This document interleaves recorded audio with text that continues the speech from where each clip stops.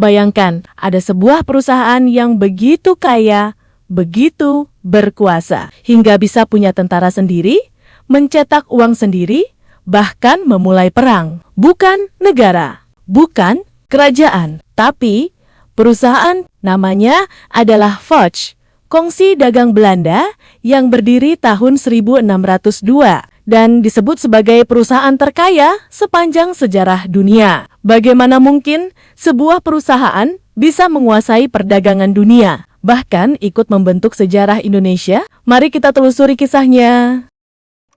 Awal abad ke-17, Eropa sedang mengalami demam rempah-rempah. Cengkeh, pala, dan lada dari Nusantara bukan sekadar bumbu dapur, tapi komoditas mewah yang nilainya bisa setara emas. Satu karung pala di Eropa bisa dihargai berkali-kali lipat dari harga di tempat asalnya. Inilah yang memicu bangsa-bangsa Eropa berlomba-lomba mencari jalur langsung ke Asia. Portugis lebih dulu menguasai jalur laut sejak akhir abad ke-15. Disusul Espanyol. Belanda tidak mau tertinggal. Pada akhir 1500-an, para pedagang Belanda mulai mengirim ekspedisi ke Asia, termasuk pelayaran terkenal tahun 1595 yang dipimpin oleh Cornelis de Houtman yang berhasil mencapai Banten di Jawa. Keberhasilan ini membuka mata Belanda, jalur ke sumber rempah benar-benar ada dan sangat menguntungkan. Namun, masalah besar muncul. Alih-alih bekerja sama, para pedagang Belanda justru saling bersaing. Mereka membentuk parusihan-parusihan kecil yang disebut Voorkompagnie. Akibatnya, harga rempah jadi tidak stabil, biaya ekspedisi membengkak, dan keuntungan justru menurun. Pemerintah Belanda melihat kondisi ini sebagai ancaman serius. Akhirnya, pada 20 Maret tahun 1602, dibentuklah satu perusahaan besar yang menyatukan semua kekuatan dagang itu, Verenigde Oostindische Company, atau yang kita kenal sebagai Foch. Foch langsung menjadi perusahaan revolusioner. Untuk pertama kalinya dalam sejarah, sebuah perusahaan menerapkan sistem saham terbuka. Masyarakat Belanda dari pedagang kaya hingga warga biasa bisa membeli saham dan ikut memiliki bagian dari perusahaan ini. Modal awal yang berhasil dikumpulkan mencapai sekitar 6,5 juta gulden, angka yang sangat besar pada masa itu. Selain itu, Foch dipimpin oleh Dewan Direksi yang dikenal sebagai Hiran 17, yang terdiri dari perwakilan berbagai kota dagang di Belanda. Dari sinilah lahir bukan hanya sebuah perusahaan, tetapi sebuah kekuatan baru yang siap mengubah peta perdagangan dunia. Pembentukan Verenigde Oostindische Company bukan sekadar keputusan ekonomi biasa. Alasan dibalik pembentukan Foch ini adalah karena pemerintah Belanda melihat langkah strategis yang dirancang untuk menguasai dunia. Ada 3 alasan utama dibalik lahirnya Foch. Pertama, menghentikan persaingan internal. Sebelum Foch berdiri, perusahaan-perusahaan Belanda saling menjatuhkan. Mereka berebut jalur, menaikkan biaya, bahkan merusak harga pasar. Alih-alih untung besar, mereka justru saling melemahkan. Dengan disatukan dalam satu kongsi, Belanda bisa bergerak sebagai satu kekuatan besar yang solid. Kedua, menantang dominasi Portugis dan Spanyol selama puluhan tahun. Dua negara ini menguasai jalur perdagangan Asia melalui sistem monopoli. Belanda ingin mematahkan dominasi itu dan mengambil alih kendali atas sumber rempah-rempah langsung dari Nusantara. Ketiga dan ini yang paling penting, menguasai perdagangan global secara penuh. Untuk mencapai tujuan itu, Foch tidak diberi kekuasaan biasa. Melalui hak istimewa yang disebut oktrooi dari pemerintah Belanda, Foch mendapatkan wewenang yang hampir setara dengan sebuah negara. Mereka boleh membentuk tentara sendiri, membangun benteng, membuat perjanjian dengan raja-raja lokal, menyatakan perang, bahkan mencetak mata uang sendiri. Ini bukan sekadar perusahaan dagang, ini adalah negara dalam bentuk perusahaan dengan kekuasaan sebesar itu. Fudge bebas mengamankan jalur dagang, mengendalikan produksi rempah, dan memaksakan monopoli di berbagai wilayah. Dan dari sinilah Fudge mulai berubah dari sekadar pedagang menjadi kekuatan politik dan militer yang siap mendominasi Asia.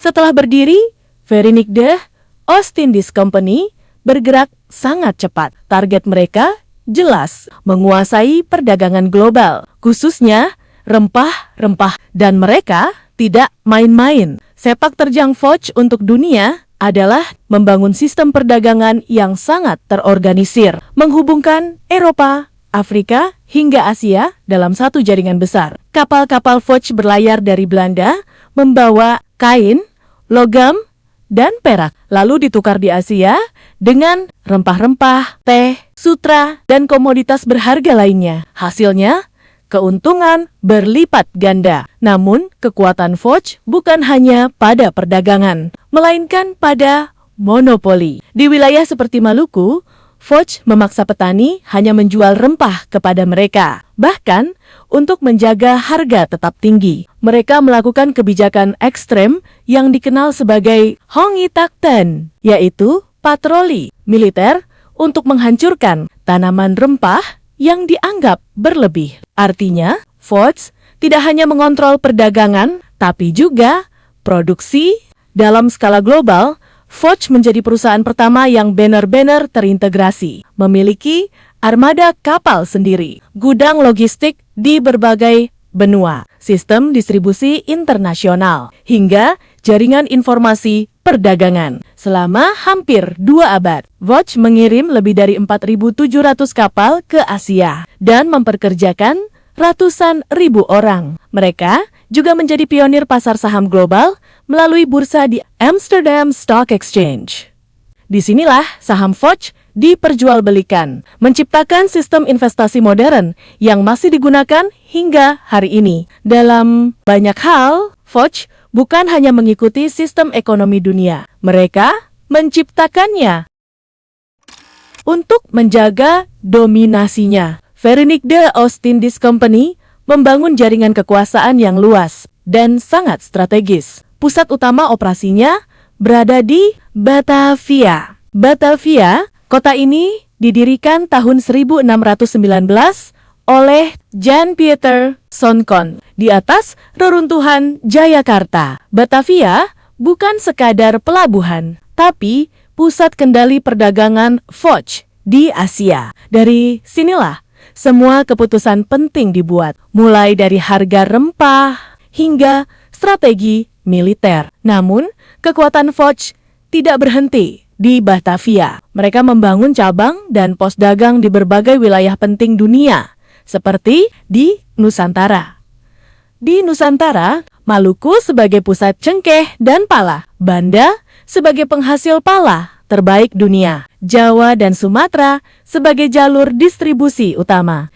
Di Asia, India Coromandel dan Malabar untuk tekstil, Sri Lanka untuk kayu manis, Jepang tepatnya sebagai satu-satunya akses perdagangan Eropa ke Jepang saat itu. Di Afrika, Cape Town sebagai titik persinggahan penting kapal-kapal dari dan ke Eropa. Setiap lokasi dipilih dengan perhitungan matang, bukan hanya karena sumber daya, tapi juga posisi strategis jalur perdagangan dunia. Fudge membangun benteng untuk pertahanan, gudang untuk logistik, kantor dagang untuk administrasi. Namun, di balik itu semua, Fudge juga menerapkan kontrol yang ketat. Di beberapa wilayah, mereka ikut campur dalam politik lokal, mengangkat atau menjatuhkan penguasa, demi memastikan monopoli tetap terjaga. Dengan jaringan sebesar ini, Fudge bukan hanya hadir di banyak tempat. Mereka menghubungkan dunia dalam satu sistem perdagangan global yang terpusat.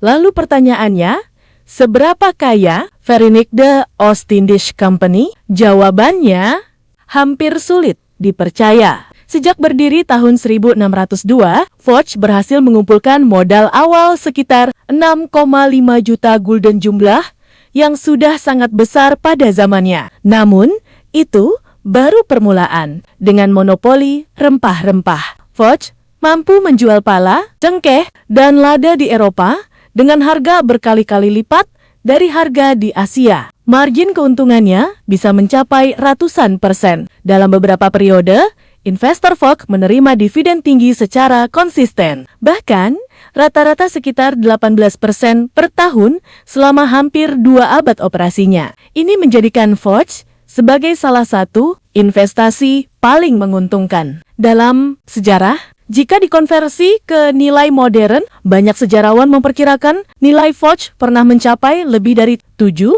hingga 8 triliun dolar AS. Angka ini membuat Foch sering disebut sebagai perusahaan terkaya sepanjang sejarah. Bahkan, melampaui perusahaan raksasa modern seperti Apple Inc. atau Saudi Aramco. Jika dirupiahkan, itu setara dengan sekitar 100.000 triliun rupiah. Lebih, dengan uang sebanyak itu, Foch secara teori bisa membeli puluhan ribu pulau seukuran Bali, membangun jutaan rumah mewah, membiayai pembangunan ratusan kota modern dari nol, bahkan membiayai seluruh APBN Indonesia selama bertahun-tahun. Jika kekayaan Foch diubah menjadi emas, mereka bisa membeli sekitar 110.000 ton emas batangan. Itu setara dengan lebih dari setengah emas yang pernah ditambang dalam sejarah manusia. Bayangkan, satu perusahaan memiliki kekayaan yang hampir menyaingi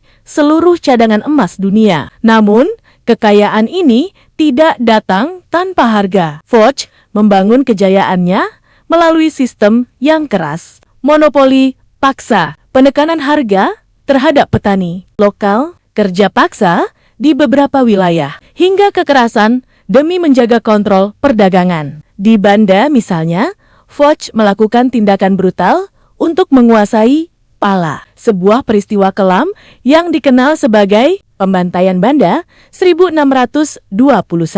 Dari sini, terlihat jelas, Foch bukan hanya simbol kekayaan luar biasa, tapi juga simbol bagaimana ambisi ekonomi bisa membawa dampak besar, baik maupun buruk.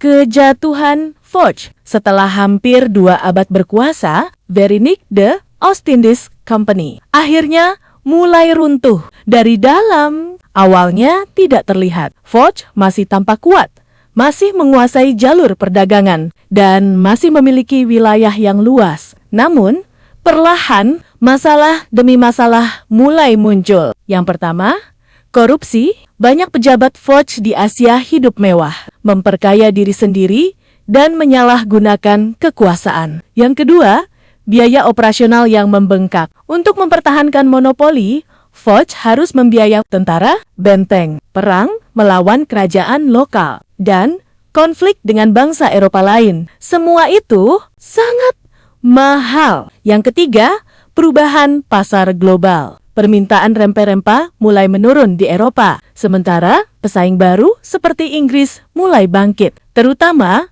melalui British East India Company. Foch mulai kehilangan dominasinya, pendapatan menurun, utang semakin menumpuk, ditambah lagi sistem birokrasi Foch yang rumit dan lambat membuat perusahaan ini sulit beradaptasi dengan perubahan zaman. Hingga akhirnya, Foch tidak lagi mampu bertahan. Pada tanggal 31 Desember tahun 1799, Foch resmi dibubarkan. Semua aset, wilayah, dan utangnya diambil alih oleh pemerintah Belanda. Dari sinilah kekuasaan kolonial Belanda di Indonesia masuk ke fase baru. Bukan lagi di bawah perusahaan, melainkan langsung di bawah negara. Foch memang telah hilang, namun jejaknya masih terasa hingga hari ini. Dalam sistem perdagangan, dalam sejarah kolonial, dan dalam bagaimana dunia memahami kekuatan ekonomi. Karena pada akhirnya Foch mengajarkan satu hal penting, bahwa bahkan kekuatan terbesar di dunia pun bisa runtuh jika dibangun di atas keserakahan yang tak terkendali